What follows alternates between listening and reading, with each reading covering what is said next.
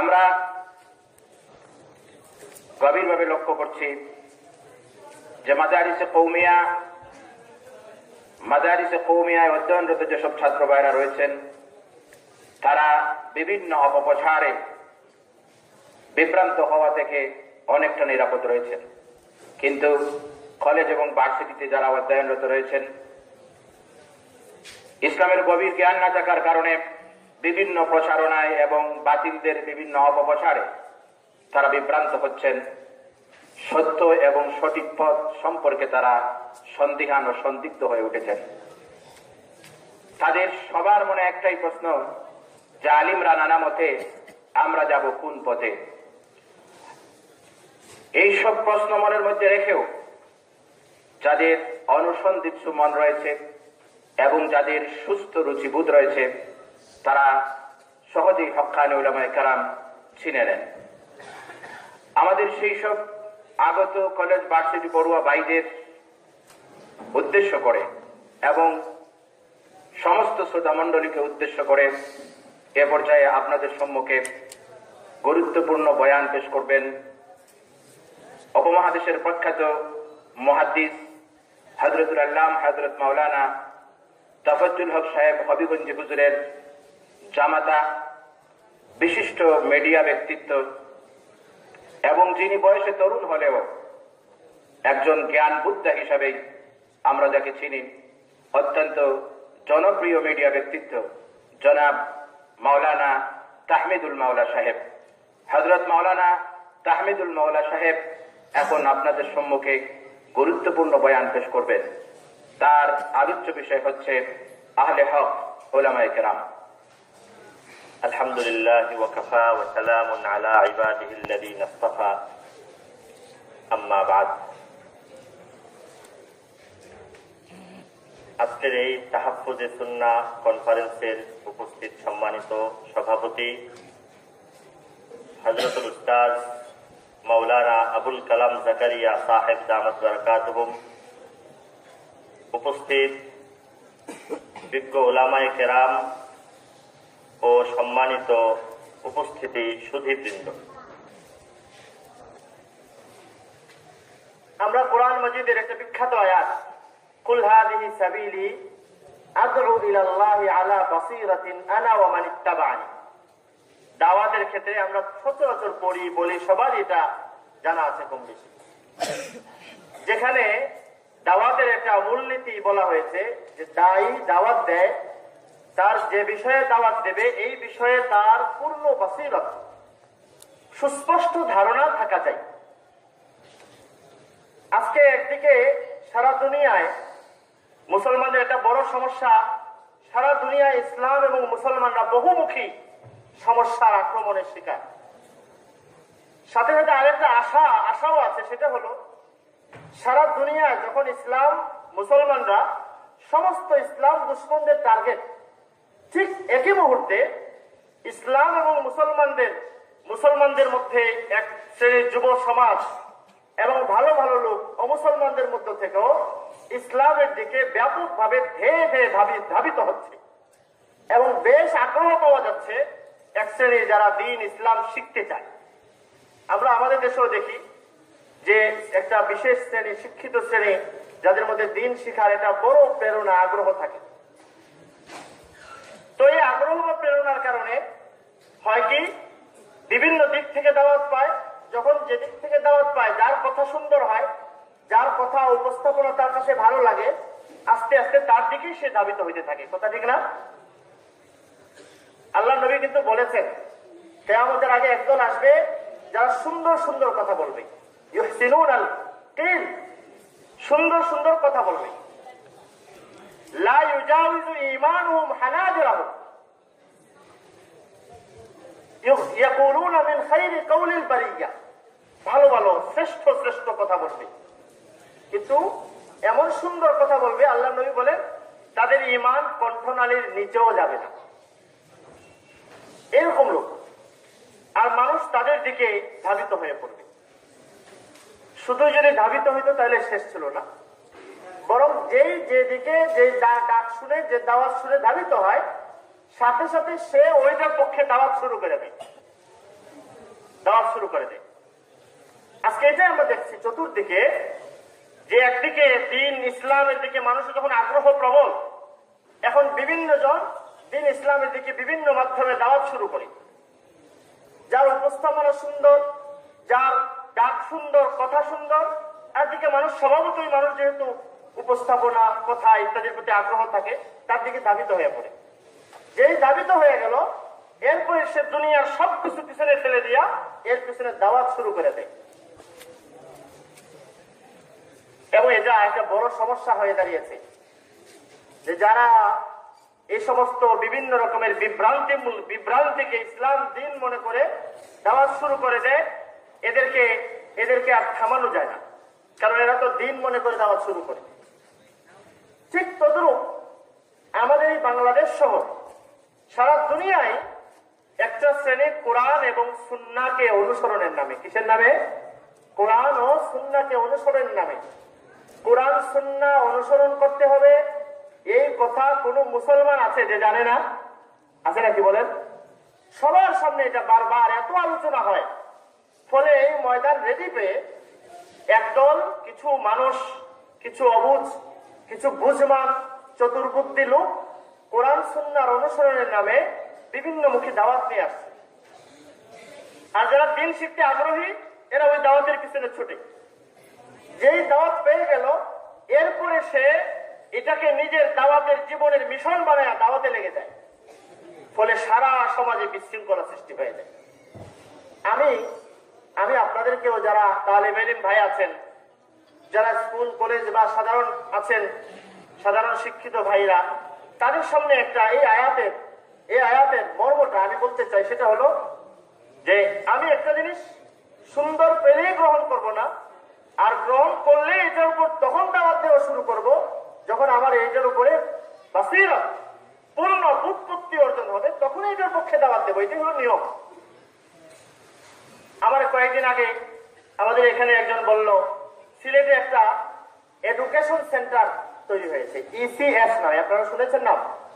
নাম শুনেন নাই? ইসিএস, এটা এডুকেশন সেন্টার, যেখান থেকে দিনী দাওয়াত, তালিম ইত্যাদির কাজ চলে। আমি বললাম ভালো কথা, দিনী দাওয়াত এবং তালিমের কাজ চলে, এটা তো ভালো কথা। ঠিক আছে, কি করে আমাকে এর কিছু ডকুমেন্ট দাও। তো সে বললো ইন্টারনেটে বিভিন্ন ভিডিও টিডিও দেখেন। তাহলে ওগুলো তো ভেজাল, কোনো বই পুস্তক আছে কিনা দাও। তো অনেকদিন খোঁজ করাইলাম, আমাদের হবিগঞ্জেও আছে, সেখানেও খোঁজ করাইলাম, পাইতেছি না। পরে একজনকে এখানে পাঠাইলাম, পাঠিয়ে তার মাধ্যমে যে কয়টা বই নিয়ে কিছু বই পেয়েছে এসিএস সেন্টার থেকে, সরাসরি এই বইগুলো আমার হাতে দিয়েছে। আমি আজকে আসার সময় এই বইগুলো, কয়েকটা বই নিয়ে এসেছি। বইগুলো পড়ার পরে আমার যে বিষয়টা, পড়া বলতে পড়াও না, একটু সামান্য কিছু দেখলাম, পড়ার পরে আমার যে বিষয়টা মাথায় আসলো, যে এই এডুকেশন সেন্টার এর নামে যে দাওয়াত চলছে, এই দাওয়াত দুইটার একটা হবে। হয়তো ভুল বুঝে দিন ইসলামকে মানুষের জন্য একটা হাসির পাত্র বানায় দেওয়া হবে। কথা বুঝতে পেরেছেন? ভুল বুঝে দিন ইসলামকে হাসির পাত্র বানায় দেওয়া হবে। আমি আমার কথা বলছি না, আমি দলিল দিচ্ছি। আর না হয় কোনো ব্যক্তি, কিছু ব্যক্তির দুরভিসন্ধিমূলক এটা দাওয়াতের সেন্টার নামে শুরু করা হয়েছে। কেন হাসির পাত্র বানায় দেওয়া হবে আমি দেখাইতেছি। ওনারা যাকে ফলো করেন, শেখ মোহাম্মদ বিন সালেহ আল উসাইমিন রাহিমাহুল্লাহ, ওনাদের একজন বরেণ্য ব্যক্তিত্ব। তার একটা কিতাব আছে, ফাতাওয়া আরকানুল ইসলাম। ফাতাওয়া আরকানুল ইসলাম। এই ফাতাওয়া আরকানুল ইসলাম থেকে আপনাদের সামনে আমি একটা দুইটা কথা আপনাদেরকে শোনাই। আমরা নামাজের পরে রুকু থেকে উঠে দাঁড়াই না? দাঁড়ানোর পরে হাত কোথায় রাখি? নামাজে হাত বেঁধে রাখি না ছেড়ে রাখি? ছেড়ে রাখি না? আরবের একজন বিখ্যাত, ওনাদের যে সম্মানিত বিখ্যাত ব্যক্তিত্ব শেখ নাসিরউদ্দিন আলবানী, উনি বলেছেন, শেখ নাসিরউদ্দিন আলবানীর আগে সৌদি আরবের গ্র্যান্ড মুফতি ছিলেন শেখ আব্দুল্লাহ বিন আব্দুল আজিজ বিন বাজ রাহিমাহুল্লাহ। উনি বলেন নামাজের রুকু থেকে উঠে হাত বেঁধে রাখবে। কি করে রাখবে? হাত বেঁধে রাখবে। আমাদের ওই ভাইরা তাকে বলেন যে উনি আহলে হাদিস। তো উনি হাদিসের অনুসারে কি দিয়েছেন, ফতোয়া দিয়েছেন রুকু থেকে উঠে হাত পেতে রাখেন। শেখ নাসিরউদ্দিন আলবানী তাদেরই মতাদর্শের লোক, আমাদের না, তাদেরই মতাদর্শের লোক। তাকে একজন জিজ্ঞেস করলো যে রুকুর পরে হাত বেঁধে রাখা কি? শেখ নাসিরউদ্দিন আলবানী বলেন বিদআতু দালালাহ, বেদাত। কি বলেন? একজন বলছেন সুন্নাত, আরেকজন বলছেন বেদাত। কেমন বেদাত? বলে ভ্রষ্টতাপূর্ণ বেদাত। কি বেদাত? ভ্রষ্টতাপূর্ণ বেদাত। আমি কয়েকটা কথা আপনাদেরকে আজকে দিয়ে যাব আপনাদের সামনে। আমি প্রথমে নিয়োগ করেছিলাম যে এই বইগুলো ধরে ধরে একটা একটা পৃষ্ঠা করে করে দেখাই দেব, যে যখনই আপনাদের সামনে ইসিএস সেন্টার বা ওনাদের বাইরের পাওয়া যায়, যে যাকে পাবেন তাকে জিজ্ঞেস করবেন যে এগুলোর সমাধান কি। আমরা আপনাদের সাথে বসে এগুলোর সমাধান করতে চাই। সমাধান করার পরে এরপর আপনারা দাওয়াতের কাজ করেন, আমরাও করবো, আপনারাও করবেন। সমাধান দিতে হবে। তো এর আগেই আলবানী সাহেব বলেন বিদআতু দালালাহ, ভ্রষ্টতাপূর্ণ বেদাত। মানে এর মানে হলো যে নামাজের পরে এইভাবে হাত বাঁধবে, সে কি হয়ে যাবে? এই ক্ষেত্রে অন্তত পক্ষে গোমরা হয়ে যাবে। কথা বুঝতে পারছেন? কে ফতোয়া? আমাদের ফতোয়া। হানাফি কেউ ফতোয়া দিয়েছে। বিন বাজ হলেন সৌদি আরবের সাবেক গ্রেট মুফতি, যারা বলতো হাইয়াতু কিবারিল উলামা, সব দিকে সবকিছুরই উনি ওই সময় সদর ছিলেন। মোহাম্মদ বিন সালেহ আল উসাইমিন, উনি হলেন আরেকজন ওই এলাকার, ওনাদের মধ্যে শ্রেষ্ঠতম ব্যক্তিত্ব তারা যাকে বলে। ওনার ফতোয়া আরকানুল ইসলাম। ওনাকে একজন জিজ্ঞেস করলো যে বিন বাজ তো বলেছেন হাত বেঁধে রাখবে, আলবানী সাহেব বলে এটা ভ্রষ্টতাপূর্ণ বেদাত, আপনি কি বলেন? আপনি কি বলেন? বিন বাজ রাহিমাহুল্লাহ তার ফাতাওয়া আরকানুল ইসলাম, আমি কিতাবটা আনার সময় ভুলে গেছি, তো এই কিতাবের বক্তব্যটা এখানে আছে আমার সামনে। বক্তব্যটা আপনাদেরকে পরে শোনাই। তিনি ওই বইয়ের মধ্যে বলেন যে বিষয়ে ইজতিহাদ বা গবেষণার অবকাশ রয়েছে, সে বিষয়ে কাউকে সুন্নতের পরিপন্থী বিদাতি বলতে আমি সংকোচ বোধ করি। কে বলেছেন? বাংলাদেশের আলেম। যিনি বলেন বাংলাদেশের আলেম, হানাফি আলেম শেখ উসাইমিন। যে বিষয়ে ইজতিহাদ গবেষণার সুযোগ আছে সে বিষয়ে কাউকে আমি ইজতিহাদ গবেষণা সে বিষয়ে কাউকে সুন্নতের পরিপন্থী বিদাতি বলতে আমি সংকোচ বোধ করি। এটা উচিত নয়। যারা রুকু থেকে উঠে আবার হাত বাঁধেন তারা নিজেদের মতের পক্ষে সুন্নত থেকে দলিল উপস্থাপন করে থাকেন। এই বিষয়টি কারো গবেষণার বিরোধী হলে তাকে সরাসরি বিদাতি বলা খুবই খুবই কঠিন বিষয়। কথা বুঝতে পেরেছেন? একজনের গবেষণার ইজতিহাদের বিরোধী হলে, গবেষণা বাংলা তো ওনারাই করেছে, শেখ আকরামুজ্জামান বিন আব্দুল সালামের অনুবাদ থেকে নেওয়া হয়েছে, যে গবেষণার বিরোধী হলে তাকে বিদাতি বলা খুবই কঠিন বিষয়। এ ধরনের বিষয়ে বিদাত শব্দ উচ্চারণ করা কারো পক্ষে উচিত নয়। কেননা যে সকল বিষয়ে গবেষণার অবকাশ থাকে এবং হতে পারে একথা সত্য অথবা ওই কথা সত্য, তাতে পরস্পরে বিদাতের অপবাদ শুরু করে দিলে সমাজে বিচ্ছেদ সৃষ্টি হবে। কি সৃষ্টি হবে? কে বলে? ইজতিহাদি বিষয়ে একজন যদি একামল করে, একজন মুস্তাহিদ, সে তার ইজতিহাদে একটা সহি, আরেকজনের মুস্তাহিদের ইজতিহাদে আরেকটা সহি। এখানে যদি একজন আরেকজনকে বিদাতি বলে, শেখ উসাইমিন বলেছেন সমাজে বিচ্ছেদ সৃষ্টি হবে। আমরা কি চাই সমাজে বিচ্ছেদ সৃষ্টি হোক? কোন মুসলমান চায় সমাজে বিচ্ছেদ সৃষ্টি হোক? যদি বলেন চায়, দেখেন এরপরে কি বলেন, একে অপরের প্রতি ঘৃণা ও বিদ্বেষের সূচনা হবে। একে অপরের প্রতি ঘৃণা ও বিদ্বেষের সূচনা হবে। ইসলামের শত্রুরা তা নিয়ে হাসাহাসি করবে। ইসলামের শত্রুরা তা নিয়ে কি করবে? হাসাহাসি করবে। দুইটা কথা পাওয়া গেল। একটা হলো ইজতিহাদি বিষয়ে একজন আরেকজনকে বিদাতি ভুল বলা, এটা নিষেধ করেছেন। 2 নম্বর বলেছেন এতে সমাজে বিচ্ছেদ সৃষ্টি হয়। 3 নম্বর বলেছেন এতে ইসলামের দুশ্মনেরা কি হয়? যদি বলেন খুশি হয় না বেজার হয়? খুশি হয়। আমি আল্লাহর কসম করে বলি, এই ইতিহাস সেন্টারে যে বইগুলো আমার হাতে আছে, এই যে বইগুলো আছে প্রত্যেকটা বইয়ে এই কাজ করা হয়েছে। প্রত্যেকটা বইয়ে এই কাজ করা হয়েছে। এবং শেখ উসাইমিনের ভাষায় এই বই সমাজে বিচ্ছেদ সৃষ্টি করবে। শেখ উসাইমিনের ভাষায় এই বই মানুষের মধ্যে ঘৃণা বিদ্বেষের সৃষ্টি করবে। শেখ হুসাইনের ভাষায় যারা এই প্রকাশনার দায়িত্ব নিয়েছে, দাওয়াতের নামে বিচ্ছেদ, ঘৃণা, বিদ্বেষ এবং ইসলামের শত্রুদেরকে খুশি করবে। কথা বুঝতে পেরেছেন? অপারেশন করার সময় মানুষ কি খুশি খুশি যায় অপারেশন করতে, না বাইরে কষ্ট নিয়েও যায়? একজন জোহরে আসরের পরে আমাদের হযরত বলছিলেন যে আমরা কেন এই বিষয় নিয়ে আলোচনা করি, কেন এই বিষয় নিয়ে আলোচনা করি? আলোচনা করে বাধ্য হয়েছে অপারেশন করতে, সমাজকে বিচ্ছেদের হাত থেকে রক্ষা করতে। বাধ্য হয়েছে অপারেশন করতে, সমাজের মধ্যে ঘৃণা বিদ্বেষ উৎখাত করতে সমাজ থেকে। বাধ্য হয়েছি অপারেশন করতে, কেন? যেন ইসলামের শত্রুরা খুশি না হয়ে যায়। আমি দেখাবো, কথায় কথা আসে যেহেতু, সাথে আরেকটা ফতোয়া আপনাদেরকে দেখাই। শেখ আব্দুল আজিজ বিন আব্দুল্লাহ বিন বাজ রাহিমাহুল্লাহ, যিনি সৌদি আরবের গ্র্যান্ড মুফতি ছিলেন, আর আমাদের ইসিএস সেন্টারের বই আমার সামনে আছে, যে বইয়ে বলা হয়েছে আরবের যত আলেম আছে এরা কোরআন সহি হাদিস এবং কোরআন অনুযায়ী মানে, এদেরটা মানতে হবে। সুতরাং শেখ হুসাইমিনের কথা কি করতে হবে? আরে কার কথায়? ইসিএস সেন্টারের কথায়। কার কথায়? শেখ হুসাইমিনের কথাটা মনে রাখবেন, আর বিন বাজের কথাটা আমি শোনাই দিই। বিন বাজ তার মাজমু ফাতাওয়া মাকালাত মুতানাওয়িআ এই কিতাবের 150 নম্বর পৃষ্ঠায়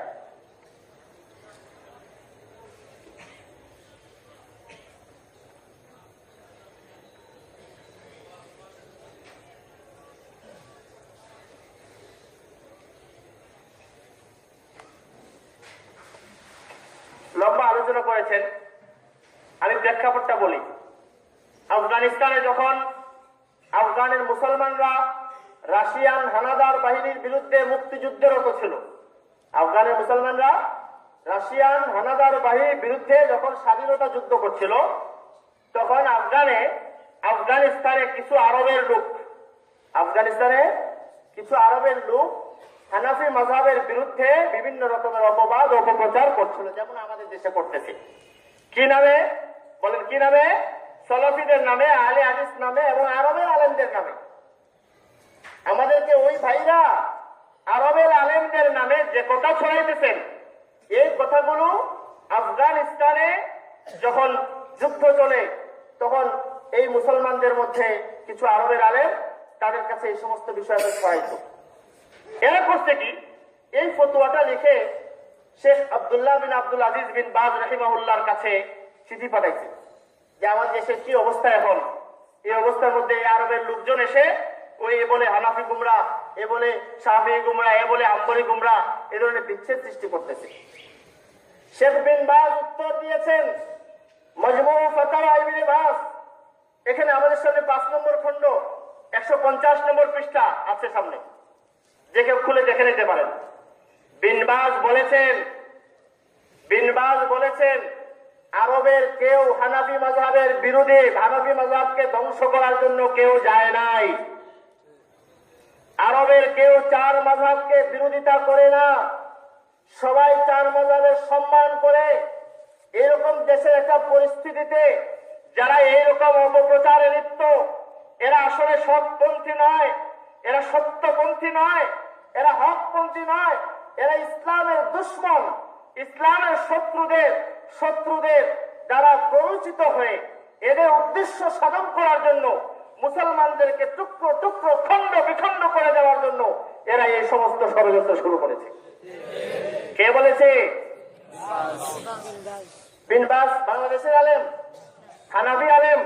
তার কিছু ইবারত আমি পড়ে শোনাই। ফালাজা আদাউদ্দিন ইলা ওয়াসিলাতিন উখরা লিইকাء الفرقة بين المسلمين عن طريق الخلافات المذهبية الموجودة بين الأمة منذ قديم الزمان، فأشعلوا الفتنة وأثاروا العامة وأرادوا بذلك إيقاع الفساد، وليس لهذه الفتنة من يدرؤها ويحبطها بعد الله إلا أنتم أيها الإخوة العلماء। এরপরে বলেন وأنتم تعلمون حفظكم الله أن الخلاف المذهبي في الأمور الفروع واقع منذ قديم الزمان। মাযহাবের ইখতিলাফ প্রাচীন কাল থেকে আছে, মাযহাবের ইখতিলাফ প্রাচীন কাল থেকে আছে, এটা মিটানো যাবে না। মেটানোর জিনিসও না, বরং তারা কি করেছে, লম্বা আলোচনা তো, বলেন এটা হলো আসলে হলো ইসলামের দুশ্মনদের শত্রুতা, এদের একটা জাল।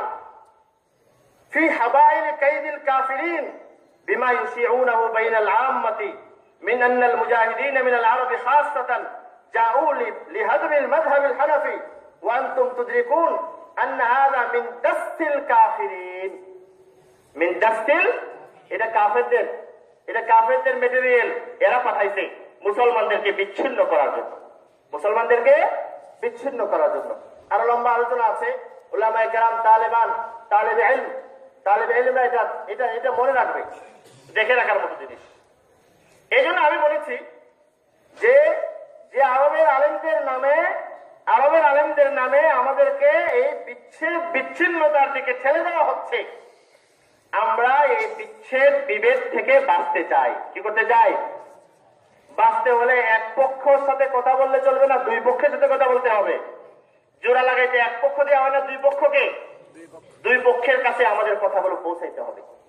আমি আমার অভিজ্ঞতা থেকে যেটা দেখেছি, যে সকল নওজোয়ান যুবক শ্রেণী যারা ওই ভাইদের কথা দ্বারা প্রভাবিত হয়ে কাজ করে, এরা শতকরা 99 জন হলো এরকম যারা আসলে কিছুই বুঝে না বুঝে বাসিরত কিছুই নাই, না বুঝে কোরআন ও সুন্নাহ অনুসরণের জজবা, আগ্রহ, ভালোবাসা, টান নিয়ে কাজ করতে শুরু করে। এদের প্রতি আমার দরদ হয়, এদের প্রতি আমার ভালোবাসা হয়, এবং এদেরকে সহি জিনিসটা বুঝাই দিতে পারলে, আমার এই অল্প কিছুদিন অভিজ্ঞতা আলহামদুলিল্লাহ দেখেছে অনেক, যখন এই কথা বুঝে শেষ করে ফেলেছে তখন সে অতীতের দিন তওবা করতে করতে পারতেছে না। যাত্রাবাড়িতে একটা কলেজ আছে বিখ্যাত, এই কলেজ একজন প্রিন্সিপাল আমাকে বললেন যে হুজুর, আগে আমি যে এই মাযহাব এবং উলামায়ে কেরামদের বিরুদ্ধে কত হাজার বই বিলি করেছি, এখন আমি চাই যত হাজার করেছি এর কয়েক গুণ আমি এখন করতে, উল্টা ভুল বুঝে আসছে, উল্টা করা। আমি কি পরিমাণ ভুল বুঝায়, আরে আমাদের ইসিএস সেন্টারের নামে বিচ্ছেদ বিভেদ সৃষ্টি করার জন্য কি করা হয় একটা একটা করে নমুনা দেব। আবার যদি কখনো আপনাদের সাথে দেখা হয় ইনশাআল্লাহ কোন জায়গায়, তাহলে আমি এই আপনাদের সিলেটের লোকদের জন্য সিলেটের লেখা ইসিএস সেন্টারের বইগুলো একটা একটা লাইন করে করে আমি আপনাদের সাথে তুলে দেবো ইনশাআল্লাহ। একটা বই আছে রাসূলুল্লাহ সাল্লাল্লাহু আলাইহি ওয়াসাল্লাম সালাত, সংকলক আব্দুস সবুর চৌধুরী, অনেকে চিনেন এলাকার আব্দুস সবুর। সম্পাদনা করেছেন মোহাম্মদ আবু তাহের, পিএইচডি গবেষক, ইসলামী বিশ্ববিদ্যালয় কুষ্টিয়া। তার বইটা এই মাত্র আমি হাতে পেয়েছি, পাওয়ার পরে আগে একবার হাতে ছিল, পড়ার সুযোগ হয় নাই, পেয়ে ওইটা খুলেছি। যে জিনিসটা একটা কথাই সামনে আসছে, এটা দেখাই। আমরা তারাবি নামাজ কয় রাকাত পড়ি? আমাদের ওই ভাইরা কয় রাকাত পড়েন? 8 রাকাত পড়েন। তারাবি 20 রাকাত হযরতে ওমর রাদিয়াল্লাহু আনহু থেকে সহিহ সনদে, খোলাফায়ে রাশিদিনদের থেকে সহিহ সনদে প্রমাণিত। এখন বড় পেরেশান অনেকে, আলবানী সাহেব পেরেশান, খোলাফায়ে রাশিদিন যদি সহিহ সনদ হয়, যারা মাথা মোটা আহলে হাদিস আছে এরা তো বলে না খোলাফায়ে রাশিদিনের রাসূল মানবো, কিন্তু আলবানী সাহেব তখন চেষ্টা করে কি হযরত ওমর 20 রাকাত করতেন, এটাকে ভুল প্রমাণিত করতে হবে, নাইলে বাঁচা যাবে না। এই জন্য উনি ওটা অনেক চেষ্টা করেছেন। সালাফি আলেম, আরবের বিখ্যাত সালাফি আলেম মুহাম্মদ ইবনে ইসমাইল আনসারী, ওই সময় আলবানী সাহেব জীবিত থাকতে তার এই কথার বিরুদ্ধে বিস্তর বই লিখেছেন। তাসহিহু হাদিসি সালাতিত তারাবি 20 রাকাতান ওয়া রাদ্দু আলা আলবানী। এই বইটা আমার তত্ত্বাবধানে অনুবাদ হয়েছে, শীঘ্রই বাজারে আসছে ইনশাআল্লাহ। এই বইটার মধ্যে দেখেন আব্দুস সবুর সাহেব এবং আবু তাহের সাহেব, কারো ব্যক্তিগত পরিচয় থাকলে আপনারা বিনীতভাবে পেশ করবেন। আমি যে কথাটা বলবো বিনীতভাবে পেশ করবেন, জবাব চাইবেন, দুইটার একটা জবাব। হয়তো বলবেন ভুলে করেছি, আর না হলে ভুল না হলে বলতে হবে আমি ইচ্ছা করে করেছি, ধোঁকা দেওয়ার জন্য। বুঝতে পেরেছেন? দুইটার তৃতীয় কোনো জবাব নাই। বুঝতে পেরেছেন? 21 নম্বর পৃষ্ঠায় আছে হযরতে সাঈদ ইবনে ইয়াজিদ থেকে ওমর রাদিয়াল্লাহু আনহু তামিমে দারি এবং উবাই ইবনে কাবকে 11 রাকাত পড়ার আদেশ করেছিলেন। আমরা জানি ওমর কত রাকাত পড়ার আদেশ করেছিলেন? এখানে আছে কত? কোন কিতাবে আছে? নিচেতেও আছে বুখারী, 2 নম্বর মুসলিম, 3 নম্বর আবু দাউদ, 4 নম্বর নাসাই, 5 নম্বর তিরমিজি, 6 নম্বর ইবনে মাজাহ। থেমে গেলেন কেন? আছে বুখারীতে? আল্লাহর কসম করে বলি বুখারীতে হাদিস নাই, মুসলিমে নাই, তিরমিজিতে নাই, আবু দাউদে নাই, ইবনে মাজাহে নাই। হাদিসের নামে, আহলে হাদিসের নামে, কোরআন সুন্নাহ অনুসরণের নামে এভাবে নাম্বার দিয়ে দিয়ে, পৃষ্ঠা দিয়ে দিয়ে, বাংলা অনুবাদের নাম্বার পৃষ্ঠা দিয়ে দিয়ে এই মিথ্যা, এই ধোঁকা, এই জালিয়াতি কেন করা হচ্ছে? কেন বলেন? বিচ্ছেদ সৃষ্টি করার জন্য। যদি বলে ভুলে করেছি, কেন বলে ভুল হবে? কোনো এই 5-6 কিতাবের নাম ভুলে হয়ে যায়? নিশ্চয়ই আপনি কারোটা দেখে দেখে করেছেন। আরো অনেক বই আছে, মুরাদ বিন আমজাদ, খলিলুর রহমান বিন ফজলুর রহমান, অনেক বই এই হাদিস দিয়া ধারাবাহিক যত কিতাব আছে, আমার মনে হয় কলমে কালি থাকলে আরো যত কিতাবের সব নাম লিখে দিতে লিখতে থাকে। তা আমি বলি, যদি বলে ভুলে, তাহলে আপনি তাকলিদ করেছেন। কেমন তাকলিদ? অন্ধের তাকলিদ না চক্ষুষ্মানের তাকলিদ? করেন অন্ধ তাকলিদ আর বলেন আহলে হাদিস। এটা স্বীকার করতে হবে। আচ্ছা, ভুল ভুল তো ভুল হইতে পারে, সেজদায়ে সহুর মাসালায় ভুল হতে পারে। আমি বিনীতভাবে পেশ করছি, আমার খুব তার উপরে না, আমার খুব তার চিন্তার উপরে, আমার খুব তার উপরে না, আমার খুব হলো তার মতো এরকম ভুল তথ্যের কারণে যে হাজার হাজার যুবকেরা, শত শত যুবকেরা চিন্তা প্রতিবন্ধী হয়ে পড়েছেন, যারা সমাজের মধ্যে হাদিসের সুন্নাহ নামে এগুলো প্রচার করতেছেন সহি মনে করে, ভালো চেতনা নিয়ে, তাদের জন্য আমার দুঃখ। এরা তো আর এটাই বুঝে না আপনি যে কি করেছেন। যদি বলে আমি ভুলে করেছি, যদি বলে আমি ভুলে করেছি অন্যের অনুসরণ, তখন আমি বলবো সেজদায়ে সহুর মাসালায় ভুল হইতে পারে। তারাবি তো আপনি 8 রাকাত করেন, তারাবি নিয়ে ইখতিলাফ তো 100 বছর যাবত আপনারা করতেছেন, তারাবির কথা সারাদিন বলতে থাকেন, আর এই তারাবির হাদিসটা কোন কিতাবে আছে এটাও জানেন না, এটাও আপনার ভুল হয়। এটাতে ভুল হবে কেন? অন্য মশলা ভুল হইতে পারতো, এক কিতাবের নাম ভুলে আসতে পারতো, এরকম 5-6 কিতাবের নাম ভুলে এসে যাবে। এটা কি হয়? তাই রে, ভুল আর না হলে ইচ্ছা করে। আল্লাহ তার নিয়ত, ওনাদের নিয়ত ভালো জানেন। আমি একটা বই দেখাইলাম, ইসিএস সেন্টারে একটা বই, এই বইতে একটা দেখালাম, আরো অনেক আছে, আমি আবার দেখাবো ইনশাআল্লাহ। প্রচলিত মাযহাব মানা কি ফরজ? শায়েখ মনির উদ্দিন আহমদ, মনে হয় ওনার বাড়ি আমাদের হবিগঞ্জে, আমি শুনেছি। তো সাথে সাথে ওখানে অনেক খোঁজ করলাম তার বইয়ের জন্য, পাইলাম না। যখন পেয়েছি, পাওয়ার পরে পুরো পড়ার সুযোগ হয় নাই। আমি খুলে যে অংশটা বললাম, প্রথম অংশ সম্মানিত 4 ইমামের সংক্ষিপ্ত পরিচিতি। কি সম্মানিত 4 ইমামের সংক্ষিপ্ত পরিচিতি? ইমাম আবু হানিফা আলোচনা এসেছে। ইমাম আবু হানিফা আলোচনা করতে গিয়ে উনি শুরুতে লিখেছেন তিনি তর্ক ফিকাহ শাস্ত্রে গভীর জ্ঞানের অধিকারী ছিলেন। কি শাস্ত্রে? তর্ক ফিকাহ শাস্ত্রে। সেটা কি কোরআন সুন্নাহ ছাড়া হয়? সেটা কি বাতাস থেকে আসে নাকি? যাক, এরপরে লিখেছেন তিনি উচ্চমানের একজন পরহেজগার ছিলেন। উচ্চমানের পরহেজগার কি মানুষকে ধোঁকা দেয়, ভুল পথ প্রদর্শন করে? এরপর লিখেছেন ইমামের কোন প্রামাণ্য লেখা বর্তমানে নাই। ইমামের কোন প্রামাণ্য লেখা বর্তমানে নাই। হয়তো আদৌ ছিল না, দুঃখ নাই তার কথার উপরে। প্রামাণ্য নাই, যে জানে না সে বলতে পারে। কথা বুঝতে পেরেছেন? আমার কাছে ইমাম আবু হানিফা রহমতুল্লাহ 7টা কিতাব আছে। কয়টা? ইমাম আবু হানিফার লেখা কয়টা কিতাব আছে বলেন? 7টা কিতাব আছে। তো নাই, প্রামাণ্য, জানে না, বলতে পারে না, হয়তো আদৌ ছিল না। এরপরে টিকা দেওয়া আছে সংক্ষিপ্ত ইসলামী বিশ্বকোষ, সম্পাদক মন্ডলী ইসলামী ফাউন্ডেশন, সংক্ষিপ্ত ইসলামী বিশ্বকোষ। আমি সাথে সাথে ইসলামী বিষয়ের সংক্ষিপ্ত বিশ্বকোষ ফাউন্ডেশনে পাঠাইলাম বাইতুল মোকাররম। ওখানে পাইলো না, বললাম ওই দোকানে খুঁজে 2টা পুরান নুসখা পাইলো, আনাইলাম। আনায় দেখি হয়তো আদৌ কথা ছিল না, এটা উনি বানায় লিখছেন। কথা বুঝতে পেরেছেন? হয়তো আদৌ ছিল না, এটা বানায় লিখছেন। হয়তো মিথ্যা লিখেছেন, আর না হয়তো ভুলে করেছেন। কি করেছেন? হয়তো মিথ্যা নাইলে পাইলে আপনি হজরতকে জিজ্ঞেস করবেন। অনেকের সাথে হয়তো দেখা হয় যে হুজুর এটা কোথেকে লিখলেন, আপনি বানায় লিখছেন না ভুলে লিখছেন? ভুলে লিখলে আপনি ভুল কথা লিখে দিচ্ছেন, যা আপনার কথা মেনে বিশ্বাস করবে এরা আপনার তাকলিদ করবে। অন্ধ তাকলিদ না চক্ষুষ মানের তাকলিদ? অন্ধ তাকলিদ।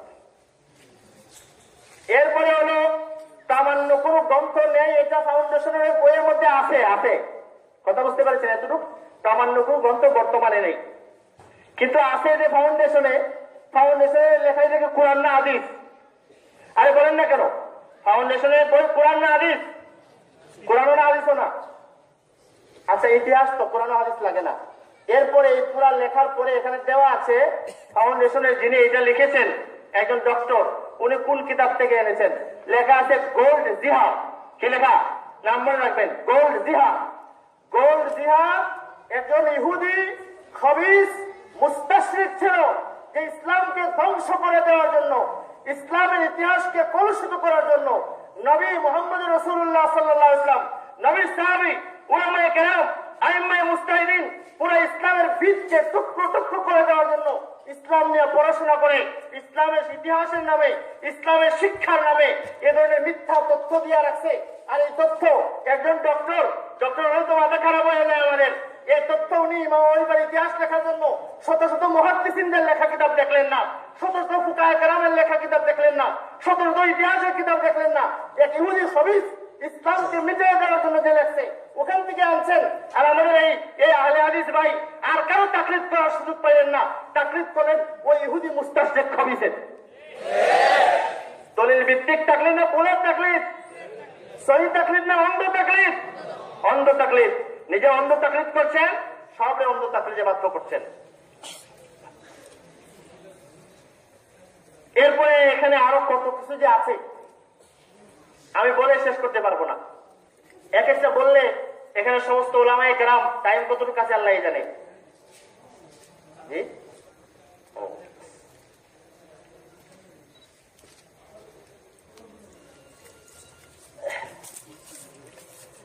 তো এখানে আমি আরো অনেকগুলো বই আছে, এই বইগুলো নিয়ে আর এখন গেলাম না, শুধু দুইটা কথা বলবো।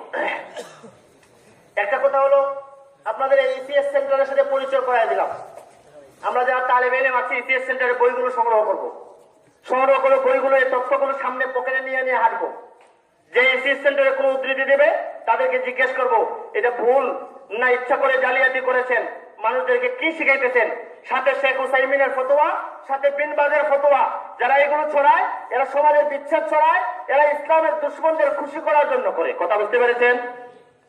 সর্বশেষ আমি আর দুইটা কথা বলবো। একটা কথা তো আসছিল যে এরা এখন কিছুদিন পর্যন্ত আমাদেরকে মাসাইল নিয়ে মানুষকে পেরেশান করছে, এইটার দলিল নাই, ওটার দলিল নাই, ওটার দলিল নাই। এখন যারা মাথায় বুদ্ধি আছে এরা দেখে মাসাইল নিয়ে পারবে না, মাসাইল দলিল ছাড়া নাই। এখন এরা ঠিক করেছে কি, সিদ্ধান্ত নিয়েছে কি যে এদেরকে এখন আকীদা বিশ্বাসের নামে মানুষকে এখন সব আকীদার দিকে ছুটছে। আমি আকীদা সম্পর্কে দুইটা কথা বলবো, 5 মিনিট সময় আছে। এক নম্বর, আমাদের উলামায়ে দেওবন্দ তখন উসমানী দাওয়াত বারাকাতুহ কারিতে হিসেবে কিতাবে ভূমিকায় লিখেছেন যে উলামায়ে দেওবন্দের আকীদা হলো আকিদাতু আহলিস সুন্নাতি ওয়াল জামাআহ। কি আকিদাতু আহলিস সুন্নাতি ওয়াল জামাআহ? উলামায়ে দেওবন্দ আকীদায়ে আহলুস সুন্নাহ ওয়াল জামাআহ থেকে এক চুল পরিমাণও বিচ্ছিন্ন না। এ কথাটা সব তালেব ইলম ভাইয়ের মুখস্থ থাকবে। হয়তো আমি জানি না, আমি বুঝবো না, কিন্তু এটা নিশ্চিত যে এক চুল পরিমাণও বিচ্ছিন্ন না। কেউ যদি কোনো বিষয়ে তার মধ্যে ভুল পাওয়া যায় সেটা তার ব্যক্তিগত বিষয়, এটা পুরা উলামায়ে দেওবন্দের উপরে চাপায় দেওয়া যাবে না। এখন এরা করে কি, নানা বিষয় বিভিন্ন ইতিহাসের কিতাব থেকে, জীবনের কিতাব থেকে এটা সেটা এনে এনে দেখায়া এদের বলে এটা তোমাদের আকীদা, এটা তোমাদের আকীদা, এটা তোমাদের আকীদা, নানা বিষয়। আমরা তো সামনে কিতাব ছিল দেখাইতে পারতাম, বাকি রইল ইনশাআল্লাহ। যে বিষয়গুলো সামনে আনে এই বিষয়গুলোর মধ্যে একটা বিষয় সবার আগে আনে ওয়াহদাতুল উজুদ। দেওবন্দীরা ওয়াহদাতুল উজুদের আকীদায় বিশ্বাস রাখে, ওয়াহদাতুল উজুদের আকীদায় বিশ্বাস রাখা কুফরি, সুতরাং দেওবন্দীরা কাফের। বলেন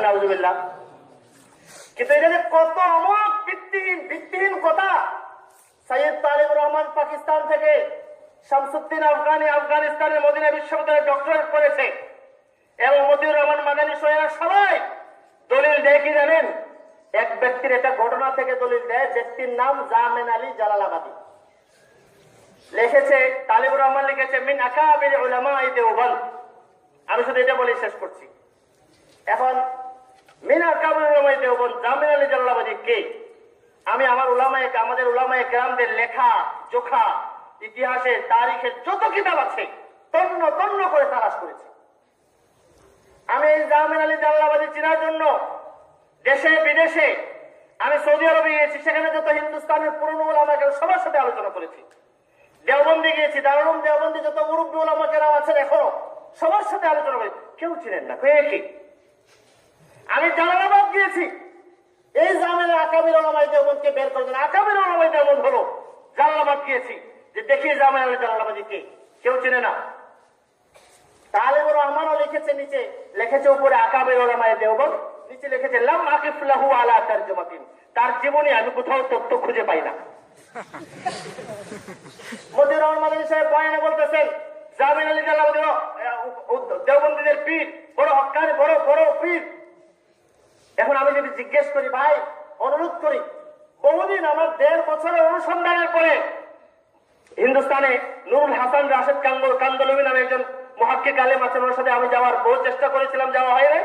ফোনে ওনার সাথে কয়েকবার যোগাযোগের পরে গিয়ে একটা তথ্য উনি দিলেন যে জামেন আলী জালালাবাদী নামে একজন লোক বিদাতি লোক ছিলেন। কি ছিলেন? এখন বলেন, এই লোকের কথা দিয়া, এই লোকের বিষয় দিয়া তাকে না রশিদ আহমদ গাঙ্গুহিকে, রশিদ আহমদ গাঙ্গুহি না পুরা উলামায়ে দেওবন্দকে বলতেছে তারা ওয়াহদাতুল ওজুদের আকীদায় বিশ্বাস করে, ওয়াহদাতুল ওজুদের আকীদা বিশ্বাস কুফরি, সুতরাং সবাই কাফের। এখন ভিত্তিটা দেখেন কত মজবুত, মজবুত না অনেক। আর রশিদ আহমদ গাঙ্গুহি তার কিতাব নতুন ছেপেছে, নুরুল হাসান রাশেদ কান্দলবির কিতাব বাকিয়াতে তালিফাতে রশিদিয়া, এই কিতাবে স্পষ্ট ভাষায় লিখেছেন যারা ওয়াহদাতুল ওজুদের নামে স্রষ্টা সৃষ্টিকে একাকার করে দেবে সে কাফের। তিনি লিখেছেন, রশিদ আহমদ গাঙ্গুহি তার ইমদাদুস সুলুক এর তরজমার কিতাবে লিখেছেন যারা স্রষ্টা সৃষ্টিকে একাকার করে দেবে তারা কাফের। রশিদ আহমদ গাঙ্গুহি হাওয়ালায় শামায়েল ইমদাদিয়া দিয়ে এসেছে ওয়াহদাতুল ওজুদের নামে যারা স্রষ্টা সৃষ্টিকে একাকার করে দেয় তারা কাফের। রশিদ আহমদ গাঙ্গুহির হাওয়ালায় এসেছে মনসুর হাল্লালের ওই উক্তি সম্পর্কে, তিনি বলেছেন এই উক্তি মনসুর হাল্লাল হুশ থাকতে ইচ্ছা করে সজ্ঞানে দেন নাই, কারণ হুশ থাকতে ইচ্ছা করে সজ্ঞানে যদি এমন উক্তি হয় তাহলে কুফরি হবে। এই চার জায়গায় রশিদ আহমদ গাঙ্গুহি এমন সুস্পষ্ট কথা বলেছেন। আর এই জামেন আলী জালালাবাদীকে দেওবন্দি বানাইয়া তার আকীদা রশিদ আহমদ গাঙ্গুহির পিঠে চাপাইয়া, তার পিঠ ভর করে সমস্ত উলামায়ে দেওবন্দের পিঠে চাপাইয়া আমাদের এই 150 বছর ইতিহাসে বাংলাদেশ, ভারত, পাকিস্তানের সমস্ত উলামায়ে কেরামের পিঠে চাপাইয়া সবাইকে কাফের বানায় দেয়। এই যদি ভিত্তি হয়, তা অবস্থা কি হবে? শেষ শুধু একটা উদাহরণ দিয়ে আমি শেষ করছি। আমার সামনে মাদারিজুস সালিকিন আছে, শেখ ইবনুল কাইয়িমের লেখা কিতাব। আপনারা বেশি বেশি যেগুলো সম্মুখীন হন আকাবিদের কিতাবের এই একটা কথা পাওয়া যায়, ফাজাইল আমলে কিতাব অমুক কিতাবে তমুক কিতাবে, এর জবাবের জন্য খালি এই কিতাবটার একটা ঘটনা, একটা অংশ পড়ে শেষ করে দিচ্ছি।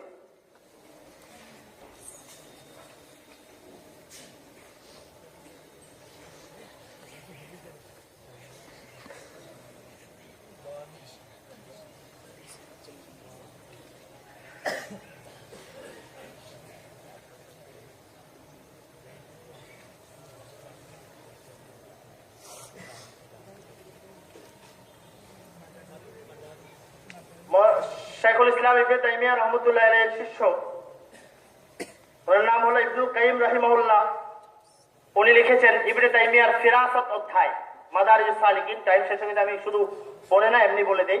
ফিরাসাত অধ্যায়ে লিখেছেন ইবনে তাইমিয়া রাহমাতুল্লাহ আলাইহি থেকে কিছু তার ফিরাসত সংক্রান্ত কিছু ঘটনা কি? ঘটনা হলো কিছু সংবাদ তিনি আগে বলে দিয়েছেন যেটা পরে ঘটবে, বলে দিয়েছেন আগে, ঘটবে পরে। আমাদের এই ফাজাইল আমল বিভিন্ন কিতাব থেকে এগুলো তথ্য এনে পেশ করে, তো এই জন্য এই ঘটনাটা এখন কি হয়েছে উনি বলতেছেন, ইবনে তাইমিয়া একদিন বলতেছেন তাতারদের আগমন। উনি বলে আমার দেশে তাতাররা আক্রমণ করবে, কবে আক্রমণ করবে, কি ঘটবে না ঘটবে সব বলে দিয়েছেন। মানুষ তো অবাক, ঘটে নাই, কোনো সম্ভাবনা নেই এমন ঘটনা ঘটবে, আপনি বললেন কি আপনি গায়েব জানেন নাকি? কথা বলেন নেই, আপনি গায়েব জানেন? তো অনেকে যখন বারবার বলতেছিল, বললো হুজুর আপনি ইনশাল্লাহ বলেন। কি বলেন? উনি ইনশাল্লাহ বলেন না, ইনশাল্লাহ ছাড়াই, উনি ইনশাল্লাহ ছাড়াই। পরে বলেন ইনশাল্লাহ আমি তালিফ করে বলবো না, তালিফ করে বলবো না, তাহকিক করে বলবো, নিশ্চিতের সাথে। কি বলবো? এইটা ঘটবে, যেভাবে বলেছে ওইভাবে ঘটবে। শেষে যখন বারবার বলছিল, উনি বলেন এই তাতারদের আগমন, আক্রমণ সবকিছু যা আমি বলেছি তার লাউহে মাহফুজে লেখা হয়ে গেছে। লাউহে মাহফুজে, আচ্ছা উনি উনি লাউহে মাহফুজ দেখছেন নাকি? না ওনার কাছে ওহি আসে? না উনি গায়েব জানেন? তিনি কথা কিভাবে বললেন? আমাদের কোন আকাবেদের এমন কথা হলে এরাই আকাবেদের 70 বার কাফের না করে 1 গ্লাস পানি খেত। কথা ঠিক কিনা বলেন? ইবনুল কাইয়িম বলেন এইরকম ঘটনা ইবনে তাইমিয়ার মিসলাল কাতরি, বৃষ্টির ফুটার মতো অগণিত অসংখ্য এমন কথা ইবনে তাইমিয়ার আছে, এমন ঘটনা ইবনে তাইমিয়ার আছে। এখন ইবনে তাইমিয়ার কয়বার কাফের বলবেন আপনারা সিদ্ধান্ত নেন, ইবনুল কাইয়িমকে কয়বার কাফের বলবেন আপনারা সিদ্ধান্ত নেন। সব শেষে ইবনুল কাইয়িম বলেন আমি যে সকল কথা আমার উস্তাদ বলেছেন কিছু তো ঘটছে দেখছি, আর বাকি যেগুলো বলছেন আমি নিশ্চিত যে এগুলো যেভাবে বলেছেন ওইভাবে হবে, যেভাবে বলেছেন ওইভাবে ঘটবে। কথা বুঝতে পেরেছেন? সব শেষ আমাদের মাওলানা আবু হাসান রাইয়ান তার একটা বই আজকে আহলে হাদিস আহলে সালাফি আলেমদের ইখতিলাফ, এই বইয়ের ভূমিকাতে আছে যে সমস্ত আহলে হাদিস বাইরে বই যখন লিখে বলে কোরআন এক সুন্নাহ এক, আমাদের বইয়ের মধ্যে আছে মাযহাব এক, নবীর মাযহাব, ওখানে আবার ইখতিলাফ হবে কেন? কোরআন সুন্নাহ এক আমরা যদি মানি তাহলে ইখতিলাফ হবে কেন? নামাজ সবার একরকম হয়ে যাবে। ভালো স্লোগান না এটা? কিন্তু ভালো স্লোগানে কি করে জানেন? খালি ইখতিলাফ বাড়ে, তাদের মধ্যেই বাড়ে। শুধু নামাজের মধ্যে এই বইয়ে এসেছে 25টা ইখতিলাফ আমাদের বাংলাদেশের আহলে হাদিস, বলেন না সুবহানাল্লাহ? 25টা। শুধু কেরাত খান সালিম নিয়ে ওদের মধ্যে 6টা ইখতিলাফ। কয়টা? কেরাত খান 6টা ইখতিলাফ। এই বইটা সবাই এখানে আছে মনে হয়, তাই যে প্রকাশনা ওরা নিয়ে এসেছে সব তালিম ইলমের সংগ্রহে থাকবে, এটা দলিল সহ নামাজের মাসায়েল, আর এই বইটা সংগ্রহে থাকবে, সবাই সংগ্রহ করে নিয়ে যাবেন। আর দেখাবেন সুন্নাহ যদি একটা হয়, হাদিস যদি একটা হয়, নবী যদি একজন হন, মাযহাব 4টা হলে 2 হলে তোমরা যে নামাজের মধ্যে 25টা মাযহাব বানিয়ে দিছো, এটা সমাধান করে তোমরা এক হয়ে আসো, আমরা সব মাযহাব ভেঙে দিয়ে এক করে দেব, এই ঘোষণা দিয়ে দিবেন। তোমরা সব সমাধান করে নিয়ে আসো, সমাধান এক বানিয়ে দেও, আমরা নিয়ে আসবো।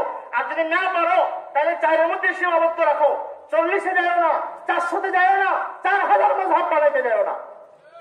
আল্লাহ তাআলা আমাদেরকে সহি সমাজ দান করেন। আসল ঘটনা কি? ঘটনা কি যে এই সমস্ত বিষয় আশয়ে সাধারণ মানুষের উপযোগী করে নিজেদের বোঝার জন্য লম্বা সময় দরকার এবং সূক্ষ্মভাবে আলোচনা করা এবং শোনার দরকার। আমাদের এখানে উলামায়ে কেরাম আছেন, বাকি পুরো সময় আলোচনা হবে, আমরা গভীরভাবে শোনার চেষ্টা করি এবং ধারণ করা এই অনুযায়ী নিজেদের এখান থেকে কিছু নিয়ে যাওয়ার চেষ্টা করি। আল্লাহ তাআলা আমাদেরকে তৌফিক দান করেন, আমিন। ওয়া আখিরু দাওয়ানা আলহামদুলিল্লাহি রাব্বিল আলামিন।